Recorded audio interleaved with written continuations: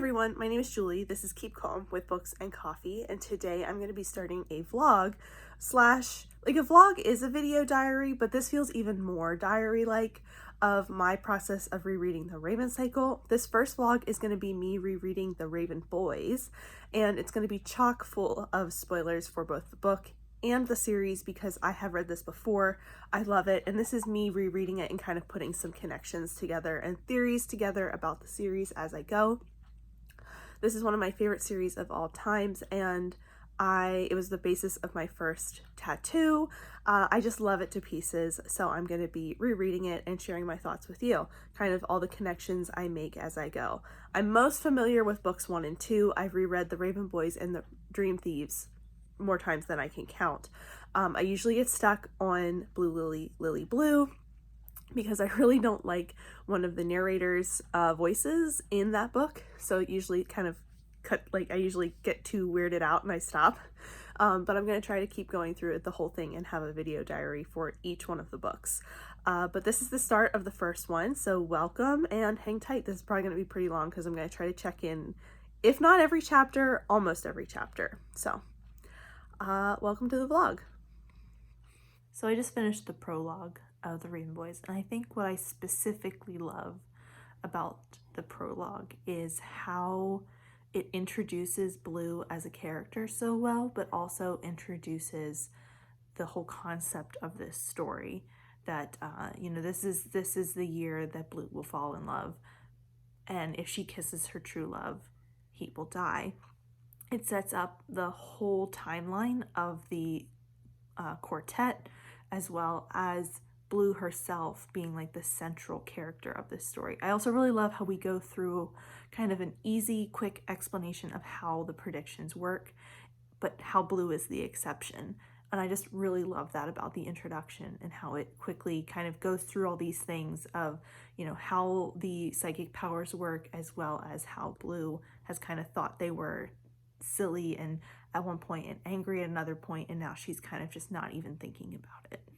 Hello everyone, so reminder that this video is going to be full of spoilers for both the Raven Boys and the entire series because I have read the entire series previously. After getting through chapter 1, I'd like to remind or point out that it was crazy to me when I realized that it's probably Noah at the beginning. Neve and Blue have a conversation about a spirit playing with Neve's hair. And if you've read to the end, you know that Noah is, first of all, a ghost, and that he kind of has a big hand in the manipulation of this story. And he, especially at the beginning. So it's probably, when Neve says that it's another spirit called by Blue's energy, I kind of assumed that it was Noah that has kind of come back to this point.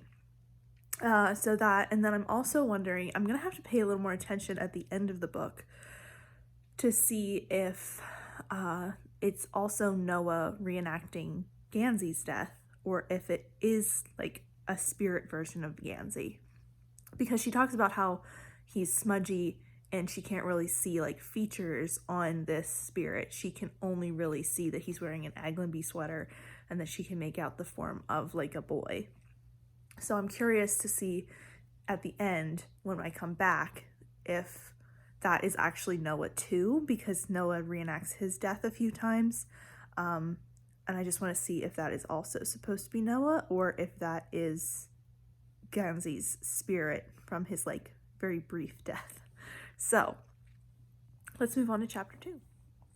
So we're done with chapter 2, and I like that Maggie has had each of Blue, like the repeating ley line sign is mentioned so many times in these first few chapters. And I'll be honest, I'm glad that she does this, because the first time I read this book, I know I did not catch how important that symbol was until later. So I think it's good she mentions it so often, because she's trying to get you to pick up on that. I really love this chapter because it introduces us to Adam, Ronan, and Gansey in a full moment, where you know who Gansey is, and you realize that Adam is giving Gansey a phone number to call a psychic, and there are psychics in Virginia that we know about already. So I like how this like first set of chapters is pretty tight with like our cast, and like we're kind of like, if you're picking up on things, there's a lot here to pick up on. I think it's a lot the first time you read it, but upon reread, it's a lot of clues and a lot of things that you can put together. I also like how we kind of connect the pig, the car, to the supernatural in this chapter, in that like when Gansey hears the recorder and hears himself on the recorder, the pig dies, and that's just sort of a thing that keeps happening almost throughout the series, that like when they encounter the supernatural or something about the pig is supernatural, and I love that. Yeah, but there's more to come. I love this chapter because we get Gansey's point of view, and he's so funny. We have hit one of my favorite lines in this series, which is when Blue says that fate is a very weighty word to throw around before breakfast, and Mara says that everyone else had breakfast a long time ago. And it doesn't directly translate into any kind of direct foreshadowing, in my opinion, but it does. It feels like everyone else knows what's going on around Blue except for Blue. Like there are hints in this chapter about finding her father, and that Mara is hunting for her father, Blue's father, and that Neve is there to help with that. And you know, there's just all these little hints that things are already happening, and then that line I just think is really good. But now we're going into the chapter where Blue and Gansey meet unknowingly.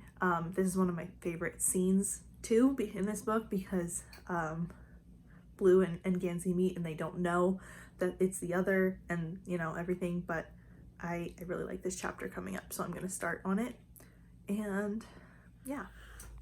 Good morning, it is another day, and I've just finished chapter 4, and there's so much to unpack in this chapter that I should be taking notes so that I can tell you. But this is the chapter where Adam brings Ashley and Declan up into Monmouth Manufacturing. We get our first glimpse at Monmouth and kind of the way that Gansey has been obsessive about the search for Glendower for so long. We also get a glimpse into Ronan and Declan's relationship, the brothers' relationship, and how that works and how complicated it is. And we also get our first glimpse of Noah, and I find it, again, so interesting that Maggie has laid a groundwork here, because Noah's first line is, "I've been dead for 7 years." And if you have read this book, which I have, you know that that's the truth. You know that Noah is a ghost, and that Noah has been dead for 7 years. I also really like how Noah and Ronan still have this bantery relationship. I like Ronan. Ronan is like such an interesting character upon these first few interactions, because he's so barbed and prickly and upset and angry, and I understand in the longer scheme of things why he's angry, but right now he just seems like a really hard to like character. This is also interesting to see Gansey, who we've been in his head already, and now we're in Adam's head, and we're kind of seeing their friendship from Adam's point of view, and just to see how different things are and how they frame things is so interesting, because Adam is betting on this royal favor to help give him some influence in the world. He's very focused on how he doesn't come from the same social sphere as Gansey and Ronan do, and yeah, I'm still curious about my Noah being the version of Gansey that I think I haven't reread The Raven King in a while, so I'm wondering if Noah really is the Gansey ghost at the beginning, because he's so grubby and smudgy and he's like out of time. But we'll see. But I just think there's so much to unpack in this chapter. I'm not going to go through it all, but there's so many little nuances that like almost every line in this chapter is something that is introducing you to the boys and their relationship and their quest. I also really want to know what happened to Ashley. Like, she's like a pivotal kind of character in these first few chapters with Declan, but then we never see Declan with another girlfriend, and we also never see Ashley again. So I'm just curious, where did she go? Barrington Welk is truly the worst. I hate him. He's not my most hated character in the series, but I dislike him very much. And also, no one knows about St. Mark's Eve except about every single main character in this book. They all know about St. Mark's Eve. Good morning, another day, another chapter from the Reread Boys. This is chapter 6. This entire chapter is kind of hilarious because this is where Blue meets the boys. She is waitressing at Nino's and the boys come in for dinner. And just all, again, so much foreshadowing. She, at the very end of the chapter, she says, you know, Neve had to be wrong. She would never fall in love with one of them, but like it's a double meaning because she's talking about the Raven boys, but also the 4 boys, and she does fall in love with one of them. And just all of this because there's a sequence where Gansey enters the restaurant while he's on his phone. He's actually calling Mara to make the reading for the psychic, and then Mara calls Blue immediately and tells her that, you know, Gansey has set up this appointment. It rocks her world, and then her and Gansey meet for the first time and have this disastrous first interaction. It's just so good, and right away Blue can see Noah, which is kind of hilarious, knowing what we know later. But yeah, I just love this chapter because the boys just, you know, blow into the restaurant, blow into Blue's life, and she is like trying to take it all in, and then Gansey like messes it all up and they have to like recover later. But yeah, and the journal is mentioned, the journal is left behind, and now we're about to go into the scene where Ronan fights his brother and Adam and Blue have their first conversation. So off to chapter 7. Good morning, everyone, from my car. I am headed off to work, and I am listening to the Raven Boys once again. That's why we're here. This is the next chapter after Ronan introduces Chainsaw, after he is in the church with Gansey, and that's a pretty heavy chapter because we get a deeper look at what a hard, difficult job Ronan has in keeping all of this a secret from Gansey and his friends, even though he feels like he has to, because he did get Chainsaw from his head, and he did pull her out of his dreams, and he couldn't dream, so he decided to, you know, go to the church and walk away and everything. But Gansey thinks he has tried to take his own life, and that's you know, something that he's lying about, and he hates lying, which we talk about. Or he's not lying, but he's lying in a Ronan way of he's telling the truth, or he's only telling half truths, and he gets very good at this. But the next chapter is when we follow Welk, and Welk talks about Churney more, and he talks about how he is connected to the ley line, even though we don't know that's what this is at this moment. He talks about how he is connected to the ley line, and no wonder when you see later how the ley line affects Adam and how it affects his ability to sleep and go to school and concentrate on anything. Like, I don't like Welk, but like, you can see how it has affected him over time, like over 7 years of that whispering and not understanding and sleeplessness, and no wonder he's so willing to just jump right into, I'm gonna murder these boys so that all of this stops. Or I'm gonna murder these boys so that the voices stop, I can get back what I wanted. Like, he's not logical, he's not a good person, but it's not like a logical leap. But after 7 years of loneliness and loss and whispering trees, I think you can understand a little better why he is not 100% just rational. But anyway, yeah, off to more book. Hello, it is another day. I have read more of the Raven Boys, and I have just finished chapter 15, which is the chapter where Blue and Gansey comes to Foxway for his reading. And it's just so funny to put this all together in like a timeline and like think about it. Like, I'm reading this slowly enough and I'm concentrating on it enough to talk to you guys about it that I'm putting it all together, that how quickly this is happening. But like Adam, Gansey went to pick up Adam and they went to the reading, and they're late because Adam and Gansey had to like talk out about what happened with Ronan's dad and the abuse that he is suffering at home, and they had to have that like discussion and argument, and then that's why they're late to the reading. And it's important for them to have that discussion, so it's important that like they're late for a reason, but it shows Blue that they're late because Blue thinks they're late because they don't care.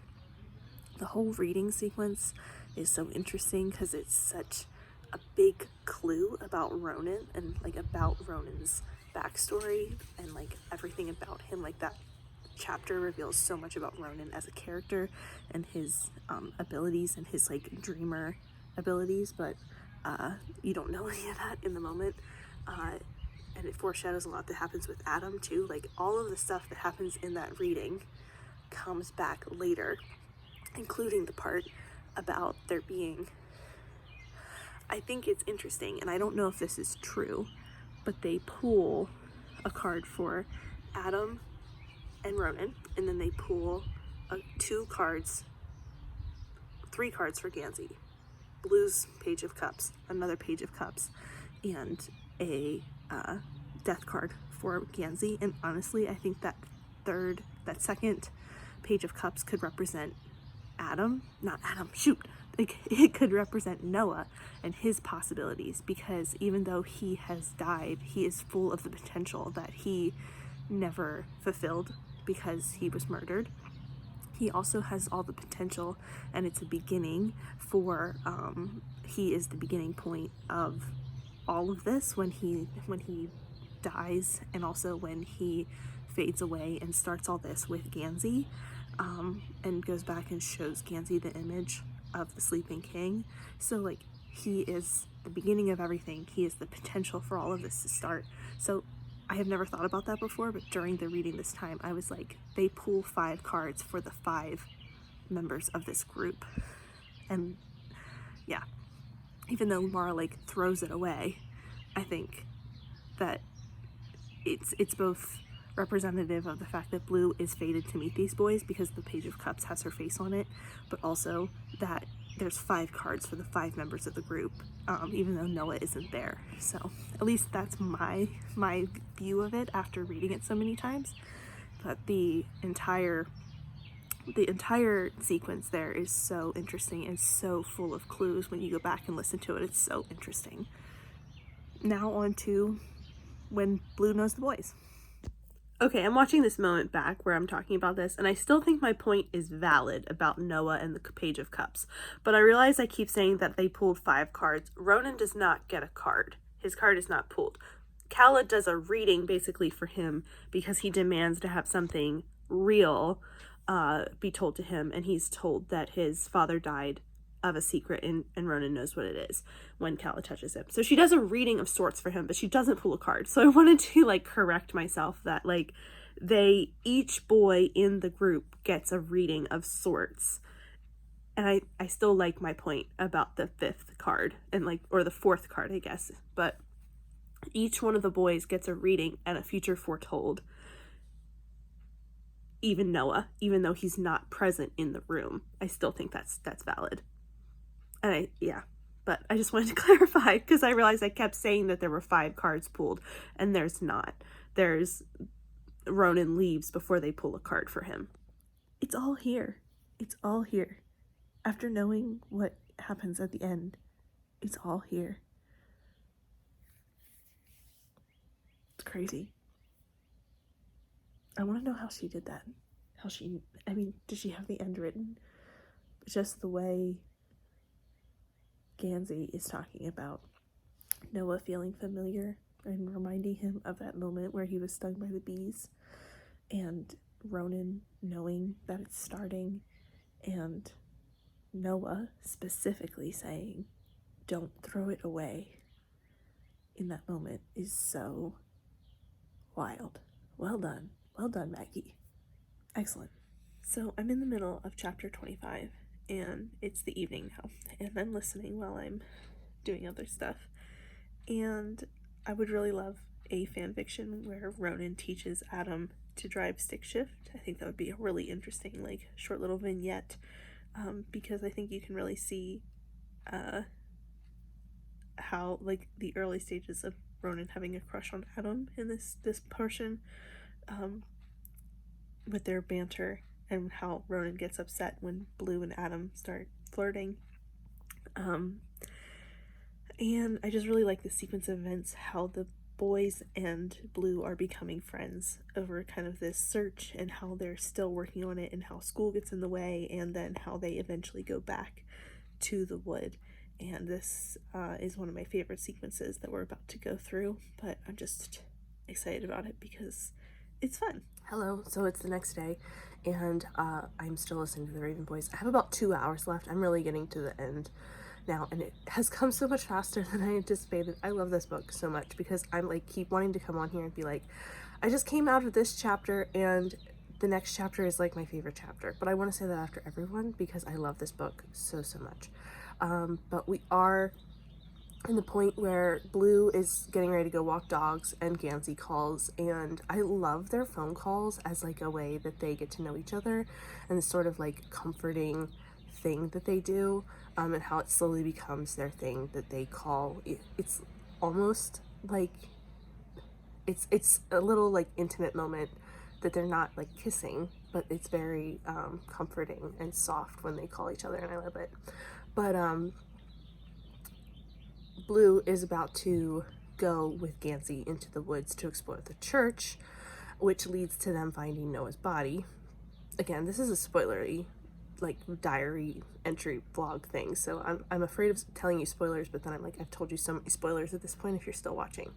But I love the sort of conversation that Mara and Calla and Persephone have with Blue, and they're like, we're mad that you're doing this thing, but like they're not going to stop her, and they seem to think that they can't stop fate, so they're just telling her to be careful and kind of reiterating that with her.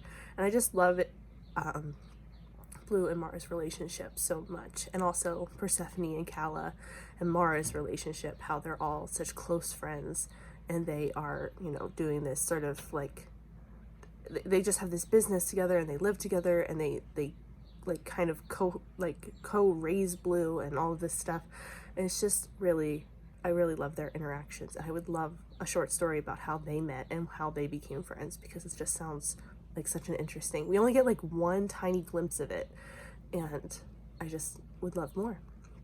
I also love how I have never ever until this read through wondered where Neve is through most of this book. She's very important at the beginning, and she pops up a couple of different times, but she's off doing this stuff that I'm assuming has to do with the demon at the end of the series, but she is just sort of disappears in the middle of this book, and isn't she, as much as she is there, she also stops being there, and it's just really interesting. Yeah, so that's my thoughts. Let's go find Noah's body. We've just revealed that Noah is a ghost, and now we have a few chapters of kind of filler, kind of holding the tension, and kind of clearing up some stuff before we like launch into the last bits of the story, because Ronan almost gets kicked out of Aglenby. Adam and Blue explore Monmouth. They just kind of, there's just a few like filler chapters here that I think explore the characters good, well, not good, well, but you know, and kind of further along our characters and kind of our understanding of them, but not much happens in the plot. My allergies have kicked up, if you can't tell. I'm very congested, and I'm off to work. I will probably finish this today, but we will see.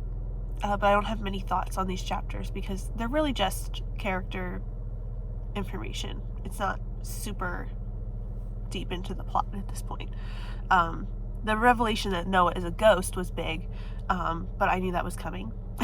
And the lead up to me is more interesting when Blue and Gansey explore the woods and talk about Blue's fate to kill her true love if she kisses him, and Gansy's not phobia, allergy. They talk about that. Those conversations are so much more revealing in what is happening and how they actually are very well suited for one another than anything else. So yeah, we're gonna keep moving. I do not have a lot of thoughts at this point in the book because everything's happening. There's no more connections to be made. We're told the connections. Like Adam, Ronan, Blue, and Noah sit on the floor of Monmouth and discuss who killed Noah. And in the next chapter, we are told who killed Noah, even though you're kind of you're figuring it out. You have figured it out like a few chapters ago if you're paying attention, or if you've read this book before and you've been told before. But like, there is just so much happening now, but I'm realizing what kind of car language that Maggie Stiefvater uses as her descriptors. Like, the car thundered onto the highway, Gansy's chest, heart hammered in his chest. Like, she equates a lot of the emotions and the feelings of the boys and the events happening around them to car words, and I just find that really interesting, and I just noticed that on this reread. So that's my update for now. I'm really close to the end. I only have about an hour left of the audiobook, I think, at this point, because I'm listening to it like on a 1.75 speed, something like that. But it's a good one. I'm gonna keep reading because I really like this, and we are approaching the penultimate moments. I don't have a lot of finer feelings about the chapter with Ronan, Adam, and Adam's father, where Ronan steps in when Adam's dad attacks him. I don't have a lot of finer feelings, except that I hate Robert Parrish. He is such a... I hate him. He's such a... Yeah. I have a burning hatred for him. But when one of my favorite moments about this chapter is that you realize that Ronan and Adam are friends too. Like, there's so many moments across the books. We don't get Ronan's point of view in this book. We get Adam's, and he's often frustrated with Ronan or envious of Ronan or jealous of Ronan, but he is not often like, Ronan is my friend. Like, there's not a lot of like that companionship there between Ronan and Gansey and Adam. We get a lot of those discussions, but when Adam realizes that Ronan has checked his brakes and he's like stopping, and he's like, go Ronan, don't come back. But then when Ronan comes back and Robert Parrish is like, what do you want? And Ronan is like, punches him. It's so like, it's a revelation moment for me. Like, the first time I read it, I remember thinking, oh, all of these boys care about each other, because you don't just go back and do that unless you're friends. Like, and it just gives me a lot of feelings about the friendship of these boys in this moment, because it's a lot for Adam. He wanted to leave on his terms, not Gansey's, and he's kind of leaving on Ronan's terms. It's just a lot of feelings. Lots and lots of feelings.